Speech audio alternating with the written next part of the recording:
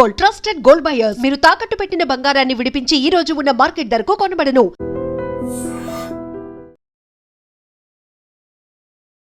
నమస్తే, welcome to I dream. నా పేరు వలి. హైదరాబాద్లో అత్యంత దారుణమైనటువంటి ఘటన, అమానుషమైనటువంటి ఘటన జరిగింది. పోచారం ఐటీ కారిడార్ పరిధిలో ఇది జరిగింది. మనోహర్ అనేటువంటి వ్యక్తి అమ్మాయికి ఎయిడ్స్ రక్తంతో కూడినటువంటి ఇంజెక్షన్ ఇచ్చేసి పారిపోయాడు. వీడు ఎందుకు ఆ విధంగా చేశాడు, ఎందుకు ఆ అమ్మాయికి ఎయిడ్స్ రక్తంతో కూడినటువంటి ఆ సిరింజిని ఇంజెక్షన్ని గుచ్చేసి పారిపోయాడు అన్నది 2 నిమిషాలు మీకు వివరించే ప్రయత్నం చేస్తా.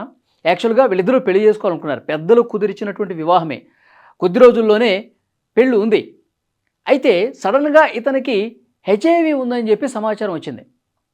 ఆ నోట ఈ నోట సమాచారం తెలిసి వీళ్ళ ఈ పెళ్లి చేసుకోబోయే అమ్మాయికి కూడా తెలిసింది.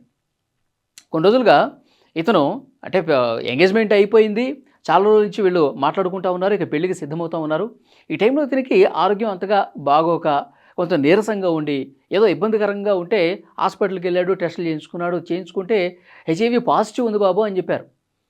చెప్పిన తర్వాత ఇతను ఎవరికి తెలియకూడదని చెప్పి దాచే ప్రయత్నం చేశాడు. కానీ అక్కడ చుట్టుపక్కల వాళ్ళకి తెలవటం, తర్వాత ఇక్కడ ఎవరైతే పెళ్లి చేసుకుందాం అనుకుంటున్నాడు ఈ అమ్మాయికి, వీళ్ళ ఫ్యామిలీ మెంబర్స్కి తెలియడంతో ఈమె పూర్తిగా పక్కన పెట్టేసింది. ఇతను మాటిమాటికి ఫోన్లు చేసి వేధిస్తూ ఉన్నాడు. ఈ హెచ్ఐవి అనేది ఈ మధ్యకాలంలో చాలామందికి వస్తూనే ఉంది, దీన్ని లైట్ తీసుకోవాలి. ఇప్పుడు అధునాతన మెడిసిన్స్ కూడా వచ్చేసాయి, మెడిసిన్స్ వాడితే తగ్గిపోద్ది అంటున్నారు డాక్టర్స్. ఇది పెద్ద అసలు ఇబ్బందే కాదు, ఎయిడ్స్ అంటే ఏదో గతంలో లాగా బాధపడిపోయి ఇక చచ్చిపోతాడు, అలాంటి పరిస్థితులు ఇప్పుడు ఏం లేవు, మంచి ట్రీట్మెంట్స్ వచ్చినాయి, ఇది కూడా చాలా నార్మల్ స్టేజ్లో ఉందని చెప్పారు, తగ్గిపోతుంది, మనకి తగ్గిపోయిన తర్వాత మనం హ్యాపీగా పెళ్లి చేసుకుని ఉండొచ్చు అంటే ఈ అమ్మాయి నిరాకరించింది. నువ్వు అసలు నాకు మళ్ళీ ఫోన్ చేయకు, ఇప్పుడు నాకు కొంత అదృష్టం బాగుండటం వల్ల నీకు హెచ్ఐవి ఉందని చెప్పి పెళ్లికి ముందే తెలిసింది, ఇంకా నా అదృష్టం బాగుంది, నువ్వు నాకు ఫోన్ చేయకు, నేను నిన్ను పెళ్లి చేసుకోదలుచుకోలేదు, నా జీవితాన్ని నాశనం చేసుకోదలుచుకోలేదు అని చెప్పింది. ఇతను పగ పెంచుకున్నాడు, కక్ష పెంచుకున్నాడు. నీకు చెప్తే అర్థం కాదా, ఇది తగ్గిపోద్ది అంటున్నారు కదా డాక్టర్స్ కూడా, ఇది మెడిసిన్స్ వాడితే తగ్గిపోద్ది అంటున్నారు కదా, నువ్వు ఎందుకు అట్లా చేస్తావు, మరి ఇద్దరు పెళ్లి చేసుకోవాల్సిందని చెప్పి వేధించడం మొదలుపెట్టాడు, కాల్స్ మీద కాల్స్ చేయడం మొదలుపెట్టాడు. ఏమి విసుక్కోవటం, నాకు చేయొద్దని చెప్పడం, నువ్వు ఇట్లాగే బిహేవ్ చేస్తే కేసు పెడతానని చెప్పడం, ఇవన్నీ జరుగుతున్నటువంటి పరిస్థితి. అయితే మొన్న 11వ తారీఖు వీడు ఏం చేశాడు, ఆ హెచ్ఐవి ఇంజెక్షన్, ఎందుకంటే ఇప్పుడు నాకు హెచ్ఐవి ఉంది కాబట్టి తనకు కూడా హెచ్ఐవి ఉందనుకో, అప్పుడు పెళ్లి చేసుకుంటుందిగా. ఇప్పుడు ఇద్దరు హెచ్ఐవి బారిన పడితే ఇక పెళ్లి చేసుకోవడానికి ఏముంటుంది, అప్పుడు యాక్సెప్ట్ చేస్తుంది కానీ చెప్పి ఒక సైకోలాగా, క్రిమినల్ లాగా బిహేవ్ చేసి వాడు ఏం చేశాడు, 11వ తారీఖు ఎవరు లేరనుకుని నిర్ధారించుకొని ఆ ఇంజెక్షన్, ఎయిడ్స్ రక్తంతో ఉన్నటువంటి ఆ ఇంజెక్షన్ని తీసుకొని తన జేబులో దాచుకొని ఇంటికి వచ్చి నువ్వు నన్ను పెళ్లి చేసుకుంటావు లేదని చెప్పి నానా హంగామా గొడవ చేశాడు.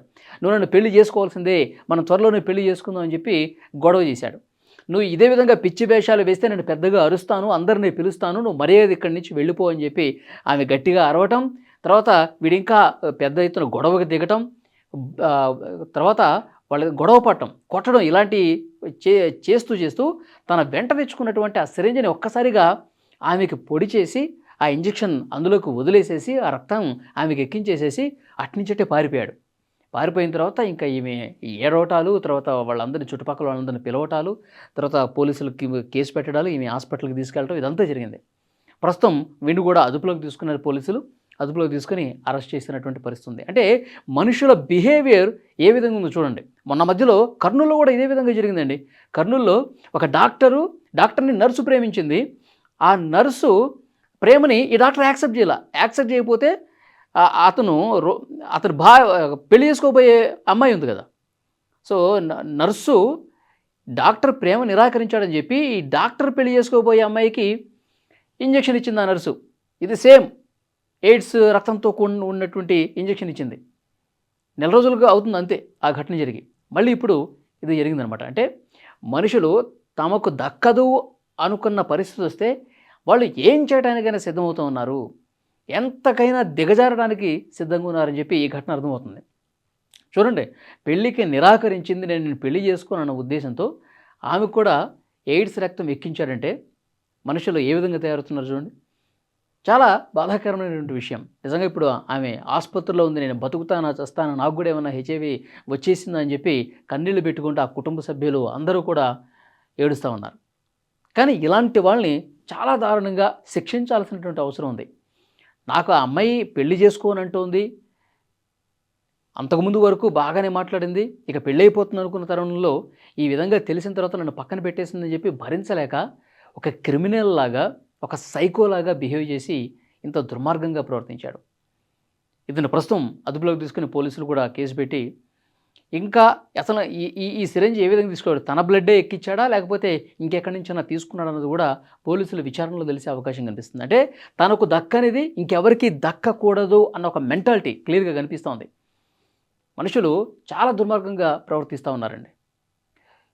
ఇప్పుడు జైల్లో ఊచ లెక్క పెడతా ఉన్నాడు. ఒకవైపు అతను ఆరోగ్యం బాగాలేదు, ప్రస్తుతం జైల్లో మగ్గుతున్నాడు. జైల్లో ఊచ లెక్క పెడతా ఉన్నాడు. ఈ వీడియో మీద తప్పకుండా మీ అభిప్రాయం కూడా కామెంట్ రూపంలో తెలియజేయండి.